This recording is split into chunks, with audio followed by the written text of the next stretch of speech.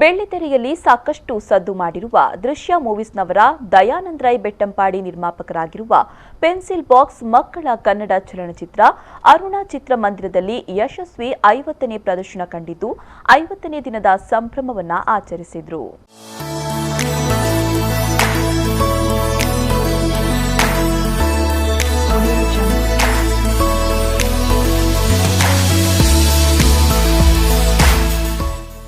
ನಾಯಕಿ ನಟಿ ದೀಕ್ಷಾ D Rai cake ಕತ್ತರಿಸುವ ಮೂಲಕ ಸಂಭ್ರಮವನ್ನು ಆಚರಿಸಿದ್ರು.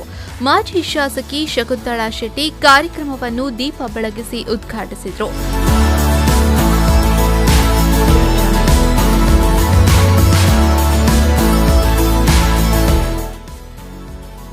ಬಳಿಕ ಮಾತನಾಡಿದ ಅವರು, ಚಿತ್ರದಲ್ಲಿ ಪ್ರತಿಯೊಬ್ಬ ಕಲಾವಿದರು ತಮ್ಮ ಪಾತ್ರವನ್ನು ಅಚ್ಚುಕಟ್ಟಾಗಿ ನಿರ್ವಹಿಸಿದ್ದಾರೆ. ಪ್ರತಿಯೊಬ್ಬ ಮಕ್ಕಳು ಈ ಚಿತ್ರವನ್ನು ನೋಡಬೇಕು. ಚಿತ್ರದ ಮೂಲಕ ಸಮಾಜಕ್ಕೆ ಉತ್ತಮ ಸಂದೇಶವನ್ನು ನೀಡಲಾಗುತ್ತಿದೆ. ಈ ಚಿತ್ರವು 150 ದಿನದ ಪ್ರದರ್ಶನವನ್ನು ಕಾಣುವಂತಾಗಲಿ ಎಂದು ಶುಭ ಹಾರೈಸಿದರು. ಎಲ್ಲ ಕಲಾವಿದರನ್ನು ಒಳ್ಳೆ ರೀತಿಯಲ್ಲಿ ಉಪಯೋಗ ಮಾಡಿಕೊಂಡು ಸಮಾಜಕ್ಕೆ ಯಾವುದೇ ಕೆಟ್ಟದಿಲ್ಲದೆ ಒಳ್ಳೆಯ ಒಂದು ಮೆಸೇಜ್ ಕೊಟ್ಟಿರುವಂಥ ಈ ಚಿತ್ರ 100ನೇ ದಿನಕ್ಕೆ ಹೋಗಲಿ. 150 ದಾಟಿ ಎಲ್ಲ ಮಕ್ಕಳಿಗೂ ಇದು ಒಂದು ಆದರ್ಶ ಅಂತ ಆಗಲಿ ಅಂತ ಶುಭ ಹಾರೈಸಿ.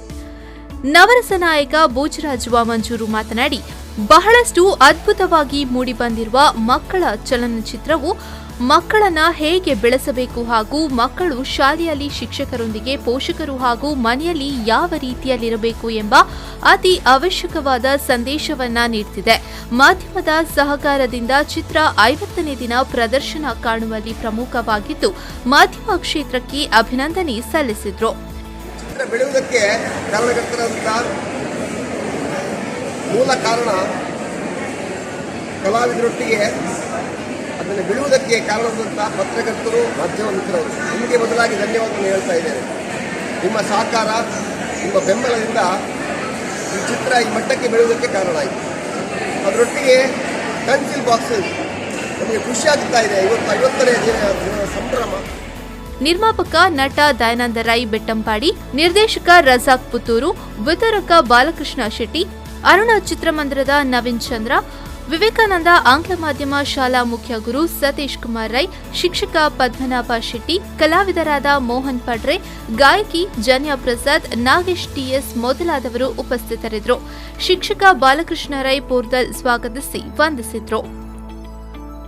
ಅನೀಶ್ ವಿ4 ನ್ಯೂಸ್ 24/7 ಪುತ್ತೂರು.